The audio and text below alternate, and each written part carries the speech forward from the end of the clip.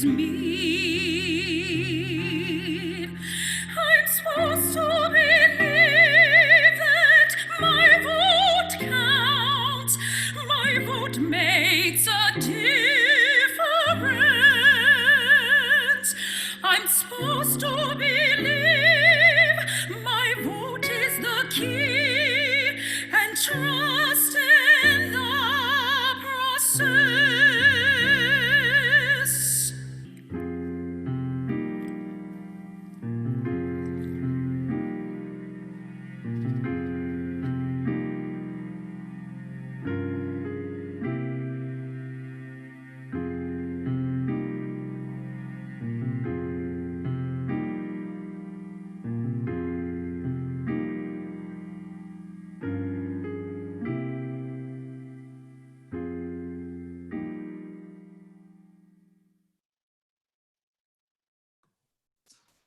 Good afternoon. I'm Midori Lockett from Vanderbilt University's Office of Community Relations, and I want to welcome everyone to today's program. We are so excited to sponsor it. Before we get started, I have a bit of housekeeping. You probably noticed that your video and microphones are off. We will have a Q&A section at the end of the program, so please feel free to ask questions in the chat. Now, without further ado, I'd like to introduce my colleague, Kristen Horsley. Hi everybody, and welcome to today's Inside Out of the Lunchbox. We are so glad to be back, and I'd love for our panelists to just go ahead and log on as well. And we are experiencing a few glitches, but I'm sure our colleagues behind the scenes, Cassie and Leah, are working those out. But welcome to today's Inside Out of the Lunchbox, featuring Nashville Opera's One Vote One. I'm so excited, John, because, well, as you know, a bunch of arts groups in town were supposed to have this big celebration around the 100th anniversary of the ratification of the 19th Amendment, where women won the right to vote. And because of COVID-19, everything, was just, most everything was canceled or postponed. We were able to do the Her Flag event, which was wonderful, which was the artist, Maryland artist, made a commemorative flag. And several groups here in town had celebrations that day, either virtual or small in-person ones. But talk to us about how you got involved, how the opera got involved in doing this in the first place to commemorate the anniversary. Well, the opera was contacted, like a number of groups in town, to do something in celebration of women's suffrage. And so we were putting that together. And the first idea is it would be maybe a song cycle of women's suffrage music to be performed on a Sunday afternoon at the Tennessee State Museum. And then the world turned upside down with the COVID-19. And so we were thinking about what to do and how to do it and how to change it. I had a great meeting with Carol Van West, who is really terrific. He's a state historian, and he gave me a couple of very large books about suffrage. And one of the things in one of the books I was reading about was about African-American women's suffrage, which was a very different thing. And it was a story I didn't think people were telling. And so I do want to give credit to Lee Carroll, who was on my staff, because I remember we were talking about this, and she said, why don't we talk to Dave Ragland? And I went, okay. And so we had lunch with Dave Ragland, and we talked briefly about an idea about him creating something and for women's suffrage. And then it started to morph into something else. And we kind of had an idea that we gave him to try to run with, in which maybe there was a woman, like a lead character, a young woman, who is disillusioned with the process of voting or the process of having her voice heard. And so we said maybe she could be visited by some famous women from the past that would then talk about what they went through to get the vote. And I think that's how the process started. And I remember we had lunch at the Lift Center, and Dave was interested and said, let me look at it. He was really busy in other things at the time. Then he brought in Mary McCallum as a librettist, and Dave wrote the music for it. This all happened very fast. And so we created this piece. So what we have here is a world premiere piece called One Vote One. It is very Nashville centric, as in all the artists involved are from Nashville, in Nashville, including the orchestra, everything. But that's really how it started. But it was a rapid project. Was it something from the beginning you wanted this to be a Nashville centric project, or did that happen because of COVID? A little of both. There's so much talent here in Nashville. I mean, a crazy amount of talent. But because of COVID too, we had to be careful in how we did this. And when we created this piece, the singer would take off their face covering and they would sing and we would film it. All my crew, we all had face coverings on, and nobody was ever filmed in the same place at the same time. Okay. Because the way it was written, we were able to film everybody pretty much separate, and then we're editing it together. So they appear to be in a similar place, but for safety's sake, they weren't to begin with. It's been a very interesting process. And how long, like from start to finish, when did you first contact Dave, and then now you're editing the film? Dave, I think we talked in March maybe, or April. It's been a while. That is fast. Oh my gosh, it was, thank goodness, both Dave and Mary are, they're quick in being able to create art. But we talked to Dave, and then Dave contacted us soon after and said, I want to bring on Mary as a librettist. And I said, great. And so they created this piece. I think we received the final piece. We received the final piece maybe in early July, maybe. And then we filmed it in August, and we're in the editing process now, and we premiere on the 25th in about a week and a half.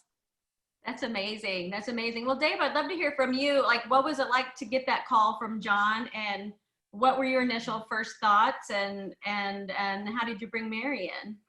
Well, with the initial call, I mean, I was starstruck and verklempt, as they say, because I didn't know what the meeting was going to be about. I was like, okay, I'm here. I was like, well, we're celebrating the centennial, or commemorating the centennial of women's suffrage. So, and they brought up ideas for the project, and I gladly, said yes. Just taking the leap and just saying yes. And it's been very interesting having to, research as far as, music, and also the history, behind the story. And with Mary, I knew that John specifically had requested and preferably a Black woman, dramaturg or librettist for this project. And I knew of Mary for some years, and I've seen like her plays and her movies and all of that. And I knew she was really, really good with historical writing. So it was like, Mary, you got to get Mary McCallum. Yeah, it just clicked. So. And so, Mary, talk about you getting that call and what your initial thoughts were, and who said, this is the story I want to tell. Well, when I first got the call from Dave, the story was pretty much already outlined, as John mentioned earlier, in terms of what they wanted. So I pretty much had the parameters of, this is the story that we want to tell. And from there, when I first got the call, I was really excited, but definitely nervous because even though I'm a big history buff and I've written a lot of historical pieces, this was definitely something new for me. So I was definitely excited for the challenge, but also nervous. So I was really appreciative to have the opportunity. But from there, it was just really taking the parameters that I was given by John and by Dave, and really talking about, how it was going to work, because by the time we kind of circled around again, we were pretty much, in lockdown. And so how was it going to be a live piece? Was it going to be filmed? And so we, talked about breaking it up into maybe something that could be either way. And so that kind of went and ran with that. But it was a really, definitely learned a lot. I definitely had a really good time learning the process and working with Dave. So I'm very happy to be a part of the project. And so, John, when you were thinking about this maybe being a live project, mm-hmm. What did it look like? And then how did you have to pivot to turn it into a film?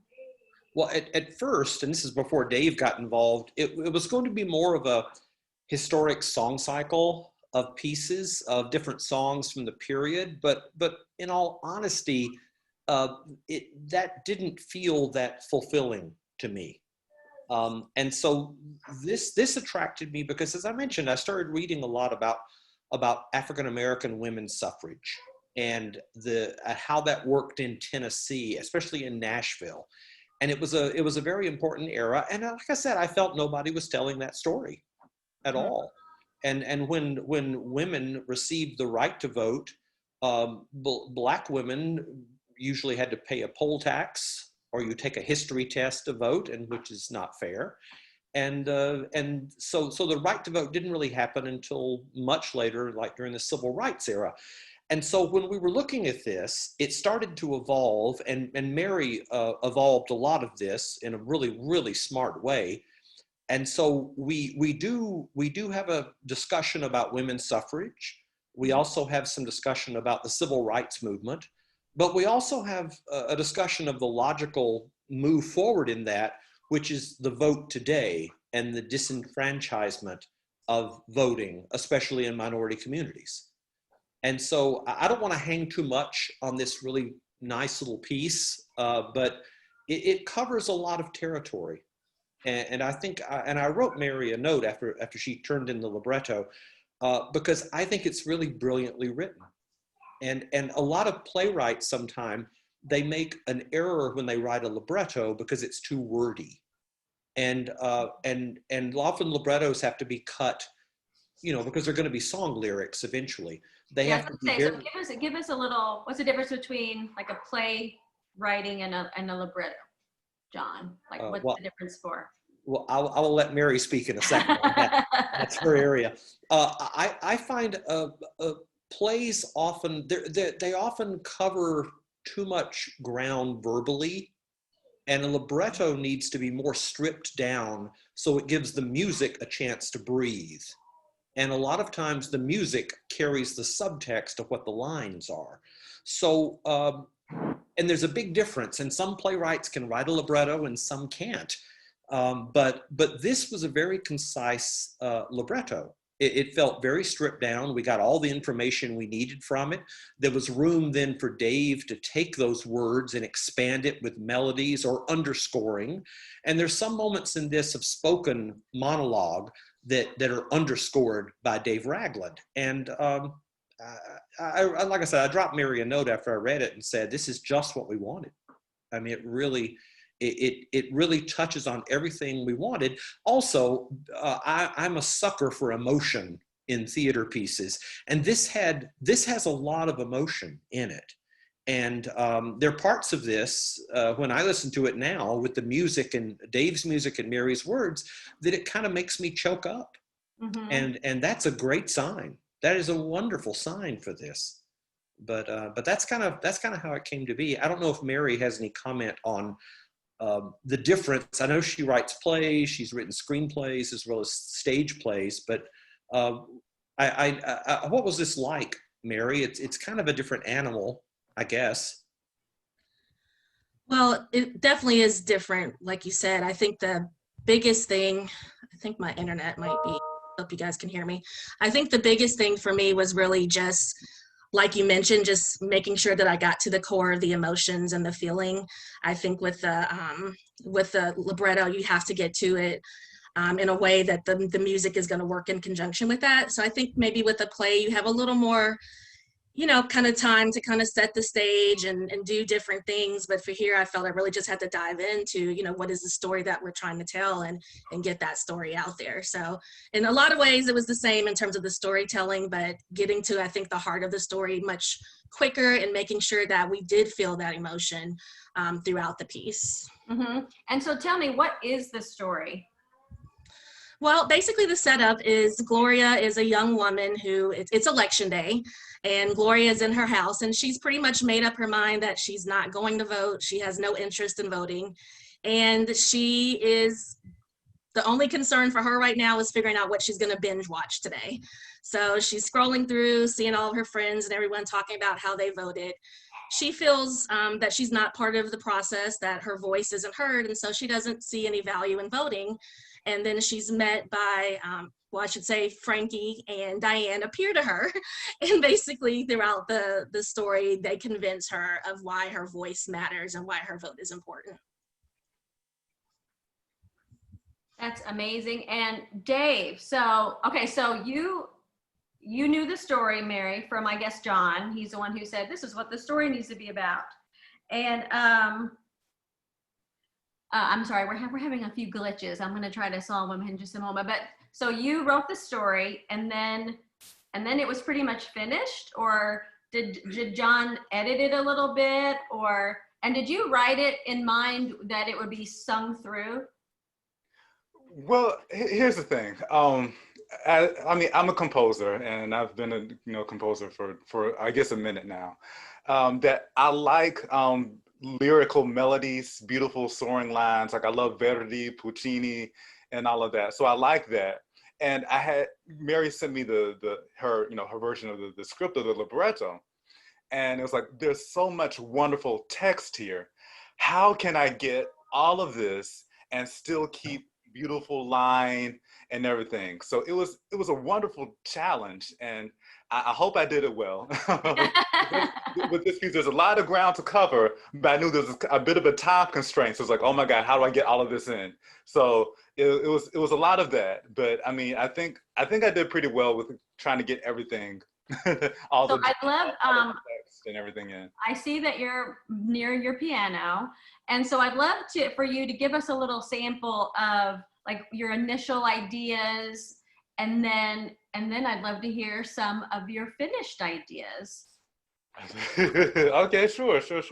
All right, so with this opera, and this is really important too, that when John and Lee approached about it, they said that a component of it was going to be for educational use, and that they're hoping to have it seen or viewed or perhaps performed at some point in like high schools and whatnot. So I wrote it with the intention musically that somebody's literally sitting in the back of an 8th grade history class can get it. Okay. Yeah. So I can do like contemporary 20th century and all of that, but I want for this to make sure that it was accessible, and that everybody can get on board and be like, hey, I want to vote. Yeah. I admire these ladies, all of them, and I want to vote. So, going into the project, that was a lot of the intent. So, Okay. I mean, with that being said, we have 3 different characters kind of from 3 different time periods. So I want the music to allude to each of these characters and like kind of literally where they're coming from.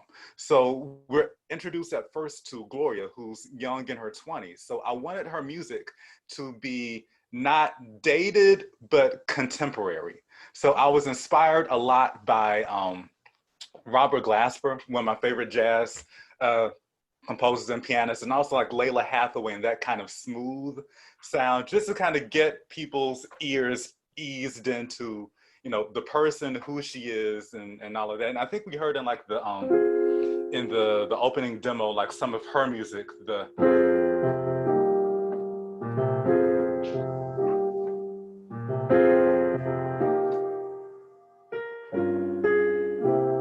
right. And so with that theme, that's her kind of soothing theme. It's soothing, but the irony to that is that the words that go along to that, people in the street, no place to go, children with no food to eat. And the text before that, as Mary so eloquently put, there's beauty all around us, but it's contrasted with, I don't see it. People, teachers have, they can't do anything. People are disenfranchised. Mm-hmm. So I wanted to kind of give that good contemporary feel to this contemporary struggle. And so after that, we're introduced to the first of our heroines, historic heroines, Juno Frankie Pierce, and she's like that 1920s. And so for that era, I really want to pay homage to Black composers and Black songwriters of that time that we may not really get to hear. Like one of my favorite songs in that period is "A Good Man's Hard to Find," a big, Bessie Smith hit. Nobody really knows about it, but Bessie Smith always said it's like, a Black performer of that time, they don't get the top songs. They get the C-level songs and, Yeah, so I was inspired by, Eddie Green, The Good Man's Hard to Find, Love Will Find a Way by, Noble and Cissy Blake.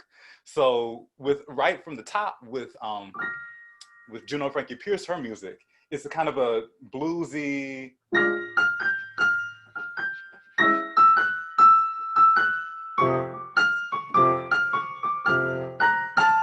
so we get that, and she's just going into my father was a free man. So pretty much a lot of her music is inspired by that 1920s writing. And then we get to the last of our heroines, the great Diane Nash. Now, so for her era, I chose not to really go into like pop music, the more popular, which could have been the easy thing to do. But because she was around in the era of that, I don't say golden age of Fisk, but that good 1950s, 1960s time, pivotal time at Fisk, I wanted to really pay homage to a lot of the Black women composers of that time. Even right off the bat with her music, we get a musical quote of the Fisk alma mater. I don't know if I've ever told you that, John, but I snuck the alma mater in there a little bit. So we have that. Say hurrah and hurrah to the gold and the blue. That's part of the Fisk alma mater. So we got that in, which he talks about my family sent me to Fisk, so we get some Fisk. And also too, acknowledging the Black women composers at that time, like Julia Perry and Betty Jackson King can be very sparse and very modal. So I wanted to put kind of some things in there too, where we had the segregation in Nashville could not be ignored, so I led this movement. So kind of putting that in, and also too, with our Undine Smith Moore, with our Florence Price, with our Margaret Bonds, being inspired by Black song, Black spirituals, and whatnot.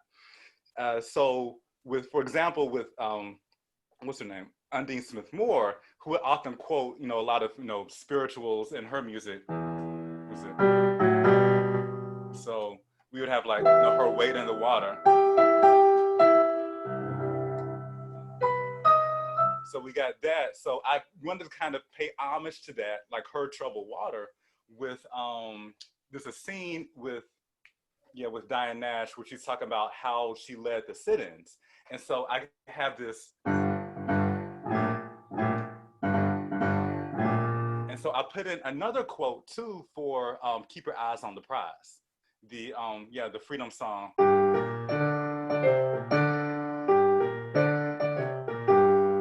So I put that in too, just to kind of pay homage to fusing, historical Black styles into contemporary composition.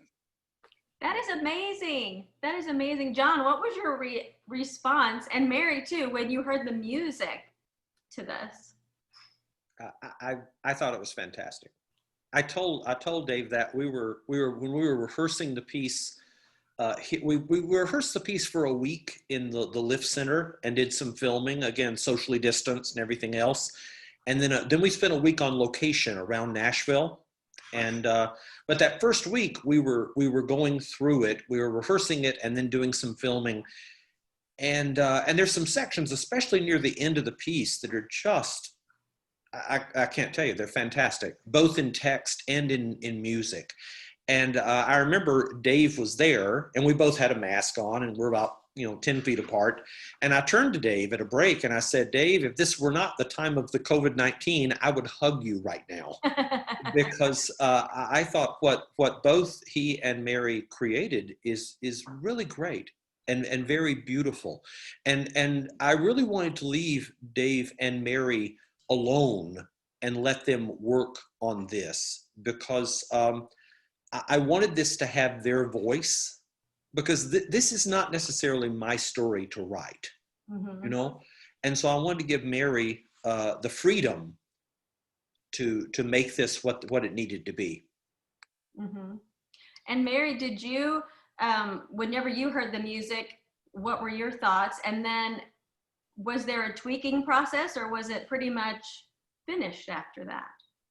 Well, I'm just in awe of Dave. I mean, even just watching him now, I'm just, like mouth open, like, oh my God, he's so amazing. So, I mean, when I finally heard it, the music with the words, and I just can't describe it. I mean, Dave is so talented and the music is so beautiful, and just the way he mixes it up, as he talked about all the different inspirations that he drew from and how he, made those part of the characters, and I guess related to the characters and where they were coming from. It's just amazing. So it's so beautiful what he did. So I'm in awe of it, definitely. And in terms of the tweaking, I think, yeah, we definitely tweaked a few things. I wouldn't say there were major things, but of course, Dave had to tweak, things here and there to make things fit. And, some things became, spoken like he talked about versus the lyrics. So, but yeah, all in all, it was amazing. Yeah. And so, John, talk to us about the casting process, and then the rehearsal process, and how do you direct an operatic film? Well, starting with the casting, Dave and I worked on the casting together, and he made suggestions of people, and then I knew some people we had worked with the opera before. And so we have a cast of 3 women, all from Nashville. One is Jennifer Whitcomb Oliva, who is terrific, and Brooke Davis, who both of these I knew and had worked with. And then Tamika Nicole, I did not know. And Dave was saying he thinks she'd be great, and she was, or is, in this. So that's kind of how it started. That was a collaborative effort in casting it. When we started rehearsing it, though, it was different than anything we at the opera had ever done. And I do want to stress, this is not a filmed version of a stage piece. We ended up doing a movie. We did a film, and which is outside of I mean, I've always wanted to do that, but it's outside of my experience. But so when we rehearsed it, we took Mary's libretto, and then Dave set it to music. And then I worked with Anthony Popolo, who is our director of photography, and we adjusted it into a screenplay, basically, about scenes. And we filmed it just like a movie, all out of order, different takes and different things. And then we're in the process now of editing it together. It's just, it's been a very, very different process. That's pretty amazing. Well, I think I'd love to see a snippet of it, right? I know that the entire piece is only, 31 minutes long, I think. Is that correct? I think when the final edits are done, it's going to be more like 35, 37 minutes, I think. Okay. But like I said, we're in the process of that now. In fact, right after this meeting, I have a meeting to look at the latest version of a rough cut, and there's still things to do, Yeah. but I'm very pleased with it. I'm very pleased with it. Well, let's watch the clip. And John, is there anything you need to set up on this clip? Well, this clip happens early in the piece, and this is Gloria, who is our lead character. The piece opens with her scrolling through her computer. It opens actually on a Zoom call, and I love that because it looks like this. And I know that everybody's going to say, oh God, it's going to be a Zoom opera. It's not. It starts like that. And then all of her friends in it talk about how they voted today and how proud they are, and she's not voting at all.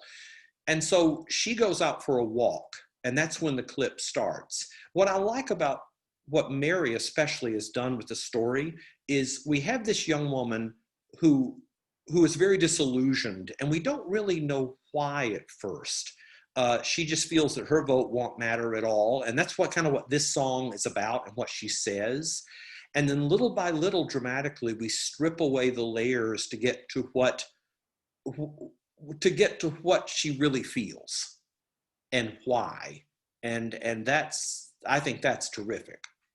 So this clip, she's out I'm sorry, go ahead. Okay, so we do have a short clip. So she's walking. Yeah, she's taking a walk, kind of reasoning through things about how all her friends voted and she's not, and how she doesn't think her vote matters. Okay. So that's kind of the clip.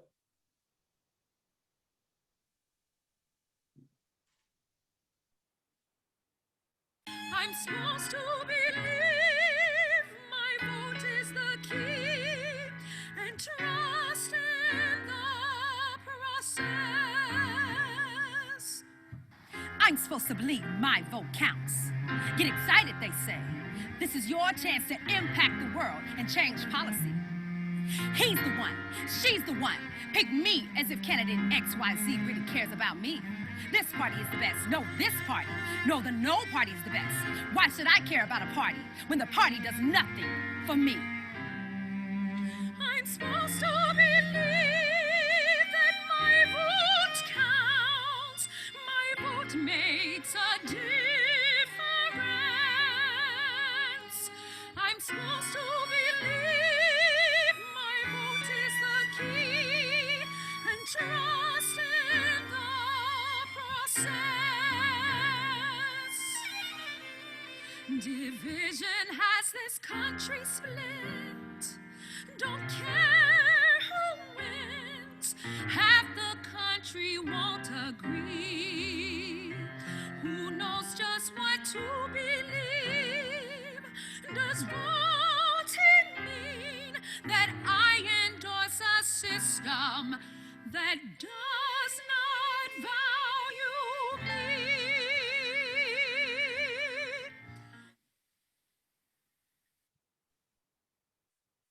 Wow. Wow.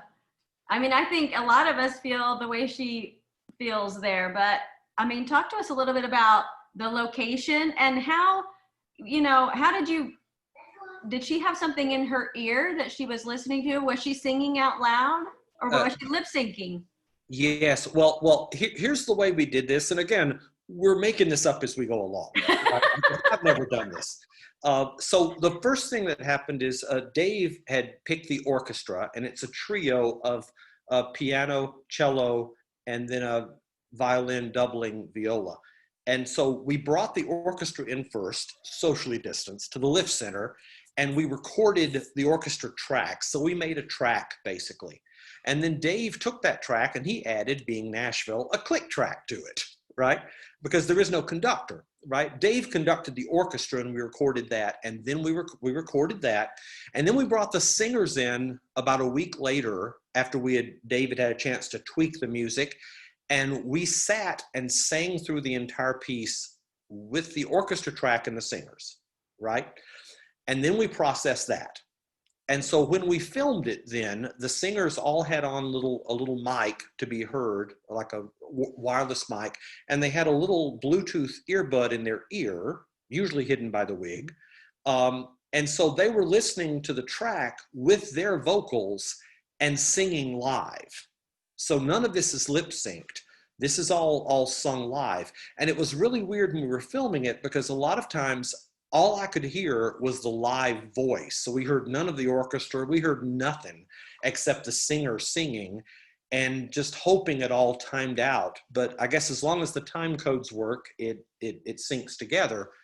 But I'm very pleased with it. I do want to mention that the wigs and makeup in this are by Sandra Nottingham, and the costumes are Pam Lisenby, who created this.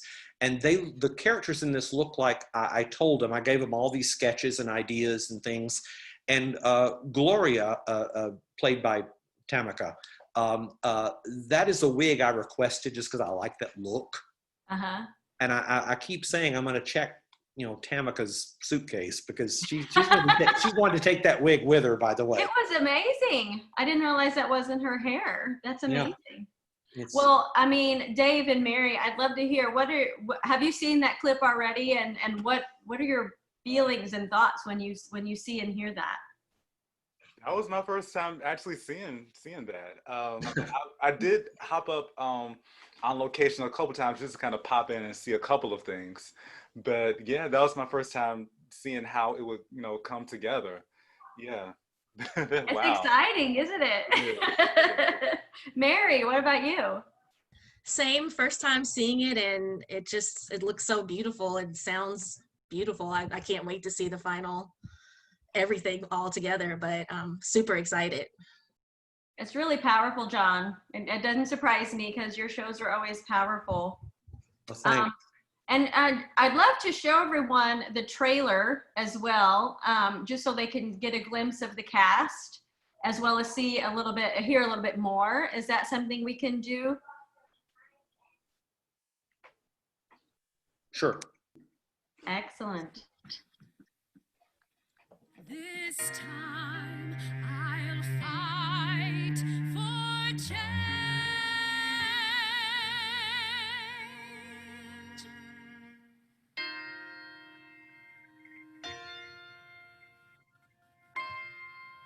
Yes, I'll vote. It starts with me.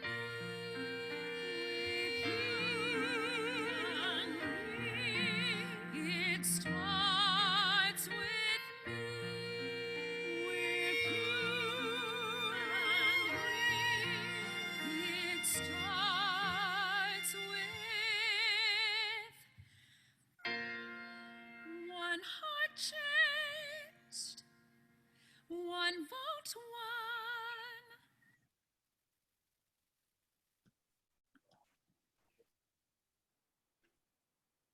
Amazing, amazing. So John, we're going to start the Q&A. I'd love to invite Midori to come back on and lead our Q&A.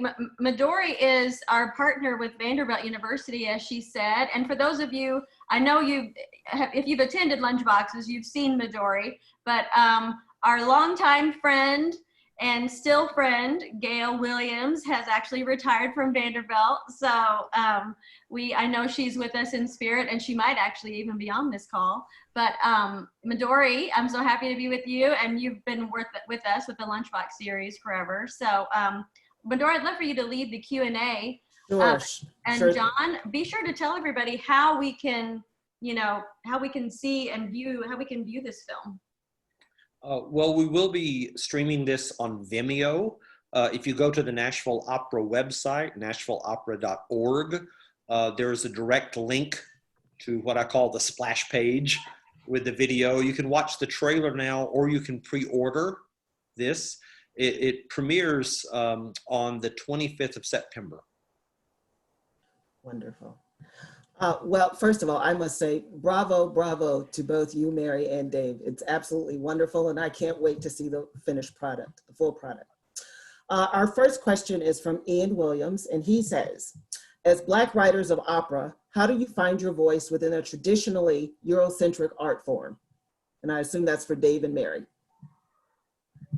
Wow. Well, I would say that for me, actually, what helped for me to find my voice, believe it or not, was actually through spirituals.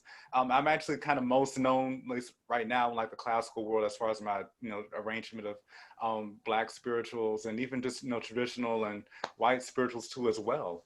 And so I got my voice in arranging those, then composing, and it's just a matter of being patient and just studying. I'm a big geek. I spend time in libraries when they're open, not due to COVID, studying scores and, like I said, studying Verdi and Puccini, as well as, being, current and contemporary and going to concerts and following all of my favorite artists. Mary, do you have anything to add to that question? I would just say I think it's important to tell our stories, and I've always done that. And so to me, this just was another way to do that. I think that there's so many stories to be told, and one of the things that's always attracted me, especially with historical pieces, I want to tell things that people don't know about, but they need to know about. So that's always kind of been a motivator for me. So I think that, just having that voice and making, our voice heard is something that I'll continue to champion. And that's just how I go about my work. Just tell the story and get it out there so people can know and hopefully learn from it or feel something or do something. Wonderful, and a wonderful segue for our next question, which is actually for you, Mary. It's from Allegra Yalk. And she asks, what was the process on picking the heroines, the historical heroines, and how did you finally decide on which ones to use? Well, actually, John, I believe, had already picked, we already knew we were going to talk about Frankie and Diane because they were two, instrumental women in the suffrage movement and the civil rights movement in terms of getting the right to vote, Diane with the sit-in. So those two historical figures were already part of the process when I came on board. Great. Okay. We also have another question from Ann Butterworth, and she asks, would y'all be doing a similar project in the future, or would this be one-time special thing? And I think that's probably to you, John, and to as well as our other two panelists. I hope this is not a one-time thing. I think that all arts groups now are looking at different options, and everything's on the table. And I had one friend in New York who heard about this, and he said, it feels like you all are creating a new art form or a new hybrid art form. And maybe we have, but I definitely would be interested in doing something like this again in the future of some sort. But I think it needs to be either a new piece or contemporary piece, because there are plenty of recordings of Carmen and La Boheme out there. But this is a piece that was conceived for the medium of film. And there's not that much out there as far as opera. Opera singers singing to a track with a click track is just unheard of, and here we are. But maybe that's the future, or at least a small part of the future. Truly, could be. Yeah. And let me say with that too, when I talked with Mary initially about the project, I said, no, let's make sure that we make it something that is definitely, film, but also could be performed on stage too as well. Mm-hmm. You could literally hop on, go onto a stage at TPAC, go onto stage at TPAC tomorrow. But I do tell like my young ones, my mentees and whatnot, like in this, COVID time or post-COVID time, honestly, we have to be prepared for, the shift in technology. There, as with, unfortunately, like things like 9/11 and recessions and whatnot, there are some things that are just going to be kind of here to stay, or at least more a part of the cultural landscape. So even as artists, being prepared for just the shift in how we use technology. Wonderful. We have another question from Becky Matthews, which is she's curious, what other projects have Dave and Mary worked on? John, we both, how much time we got? We both got Reader's Digest version answer. Reader's Digest. Mary, I'll let you go first. Thanks, Dave. No, I've been writing for a while, so I have a ton of other projects that I've written for both stage and film projects. One of the big pieces that I continue to work on is called 6888, which is about the first Black women who went overseas during the World War II.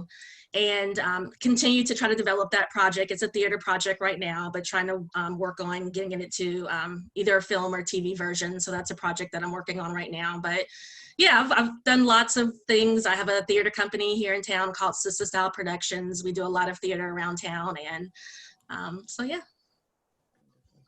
Dave, how about yourself?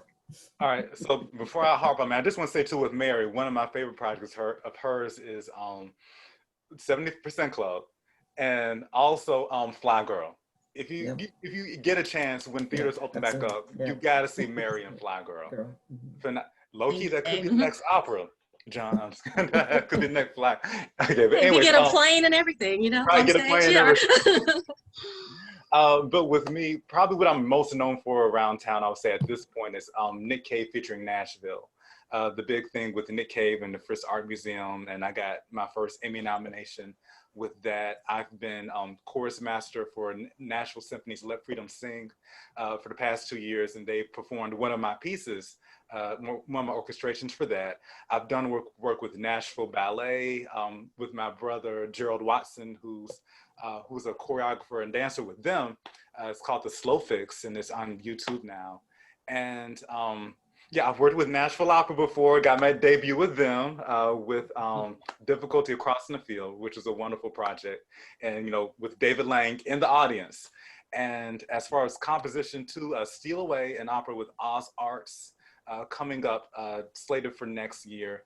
And did some other work with Alias Chamber Ensemble, and I have some other projects coming out too. So yeah. Wonderful.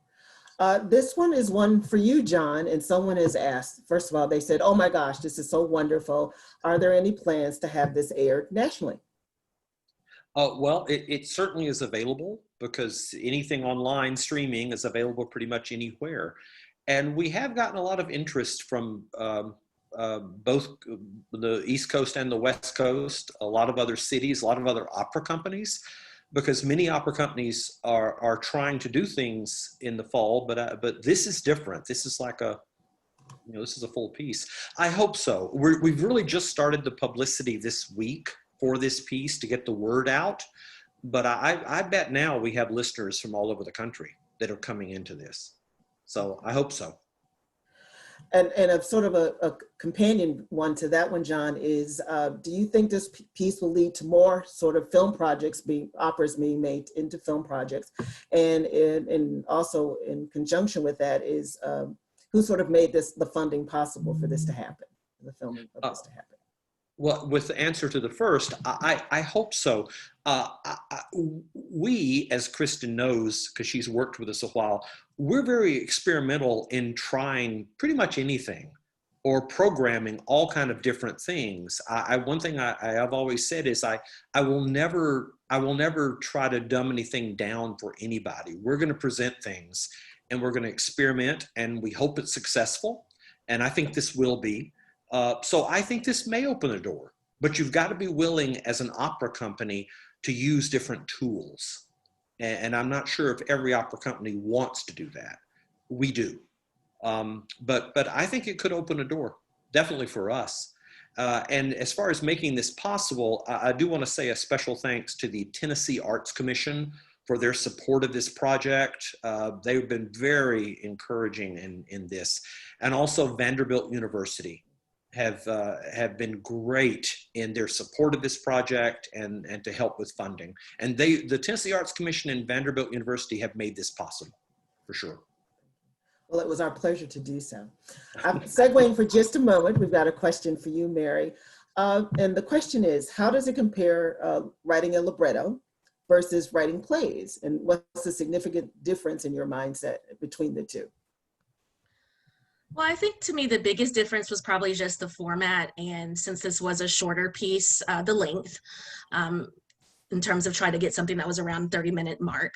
In terms of the same, I think the biggest part of it is just finding the heart of it, finding the characters and finding the truth. I think that's really what it boils down to, no matter what the format is. So trying to, take that same strategy that I would approach writing a play to these three characters and really just trying to get to the heart of what they're feeling, what they're going through, and trying to make it ring true and make it something that people can relate to. So hopefully people can feel that in some scene or some words, hopefully it's something that people feel that they can relate to, and maybe it'll hopefully motivate someone to actually, make that choice and go out there and vote. Wonderful, thank you. And looking through the list, I've got one final question that I'm able to see, which is, are you making this available to teachers in schools this fall? And if so, it would require that the cost be less than $15 per person, just so you know. Understand. That is a wonderful question, a very relevant question, because we are working to make this show free to middle school, high school, and college students in Tennessee, and perhaps some other states. We're working on that now, and I think it is going to happen. We have a wonderful director of our education program, whose name is Hannah Marco, who is working with that. We are creating a form for that. I can give Kristen more info if you want to put it, if you want to let people know, Kristen, but we want people to see this, especially students, because one thing we tried to do, and I think it's a challenging dance nowadays, is to make this a nonpartisan piece, and we tried to do that, but it's really about the vote, and it's really about, as a citizen, you have the right to vote, and if you want to make change or have your voice heard, you need to vote. And so we are also partnering with Vote Early Tennessee. They're very excited about this. Representative Cooper's office is very excited about this, because what we've created here really is a get out the vote piece. Well, I don't see any more questions in the chat. We do have a few more minutes if folks would like to ask a final two questions. And I'd love to, I just want to thank you all for doing this for us today, for participating and telling us about this film. I can't wait to see the finished product. And I know, Medora, you have some events coming up with Vanderbilt we might want to tell folks about. Sure thing. We are actually doing a similar kind of program actually this Friday through our Food for Thought. It's on the legacy of Ida B. Wells and Frankie Pierce, and it's some leading women here in the city who are sharing a conversation and discourse about women of color and their engagement in civic engagement. And we invite all to, you can visit the Vanderbilt University calendar. It's September 18th from 3 to 4:30 p.m. So thank you, Kristen, for reminding me about that.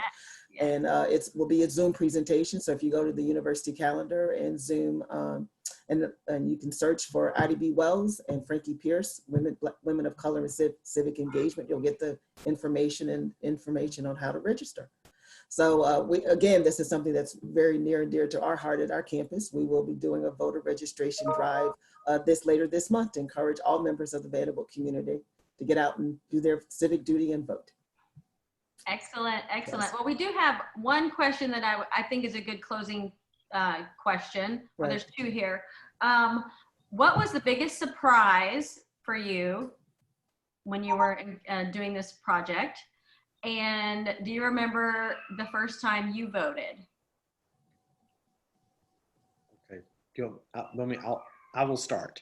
The biggest surprise for me is heading into this, there were so many unknowns because we were moving into a different medium pretty much, is after about the first 2 days, I remember turning to Anthony, who was a photographer, and saying, you know, this might actually work because we didn't know going into it, the way we were doing it and having to record it and work on it. But the surprise to me was as we got into it, that it started feeling like a show.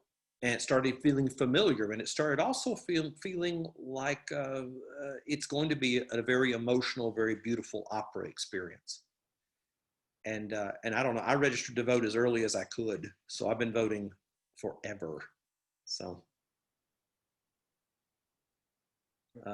Dave, do you have anything? I was thinking, I was real quiet. I was real quiet, like, oh, what was the biggest surprise for me about this? One, the time frame, number one, that, you know, Mary turned it around, I turned it around, the musicians turned it around, the singers turned it around, and, you know, Anthony's turned it around just in that time frame. That's the biggest surprise for me. And also too, I would say as a composer, the ending. Even though I knew the script, I didn't know as I was writing it that it was going to end that way. Because in my initial sketches, I thought, oh, it's going to be like this cute little, you know, Disney ending, you know, one of those. But it's like, no, it went to a whole other direction, and I was like, okay, this is it, John. I hope you like it. This is Yeah, it. yeah. But that was the biggest surprise for me. And voting, oh, I'm telling my age. Okay, the presidential election of 2000. Was my first time, and I voted early. I was in my hometown, and I took advantage of early voting, and yeah, that was it. I would say I'm super happy the way it turned out. Like I said, going into it, I was very nervous about it. Wasn't really sure how what I was writing was going to translate or if it would translate. You know, I know the emotions that I felt that kind of it brought up in me writing it. So it's a happy surprise to me to see that people seem to be pleased with it and that it's translating so well. And so I'm super happy and excited to see again the final product. And in terms of when I first voted, I don't remember. I just remember being very happy that I was finally 18 and grown and could do my own thing. But I don't really remember the actual going to vote. But I do remember being excited that I could finally vote. Well, that is wonderful. And yet, another question, will this be on the TPAC website or a link to it? It will definitely be on Nashville Opera's website, clearly. So I would go to nashvilleopera.org and you'll get all the wonderful information about how to view it on Vimeo, and you can see the trailer again and all the ways to connect with this at Nashville Opera. And yeah, that's what I would do. And Kristen, in the chat too, we've been posting, if you are an educator and want to use this in school, you can go to nashvilleopera.org/vote-schools, and it will take you to the forum that you can request this. Excellent. So why is it important for the opera to take risks like this? Oh, because too many people see opera as a sacred museum piece that people can only view behind glass, and even worse, it's only for certain people. And I have spent my career trying to explode that. I just don't believe that at all. I think it should be a living, breathing art form for everybody. And I agree with Mary, there are plenty of stories to be told of all kind, and we need to be able to tell them. Yeah. That's fantastic. Can I just jump in just real quick, just say thank you, John, so much for involving us in this project. Myself having a Black composer, a Black woman librettist, having, I call them the piano trio of life, Constance, Carmaine, and Shelley, and having the wonderful trio of ladies, Tamika, Brooke, and Jennifer, and just really advocating for this story and these stories to be told in a time like this. Definitely. Thank you. Well, thank you. Thank you, Mary, Dave, and John, and Midori. And we will see you all again. We do have more lunch boxes in the works. And so you'll get information about those, as well as other TPAC engagements online. We're doing a salon series. That's also wonderful. So check us out at tpac.org as well. And please go to nashvilleopera.org to get all the info and the links that you need for One Vote One, both for you personally and for your schools. And thank you so much. And we'll see you soon. Take care, everyone. Take care. Thank you. Bye-bye. Thank you.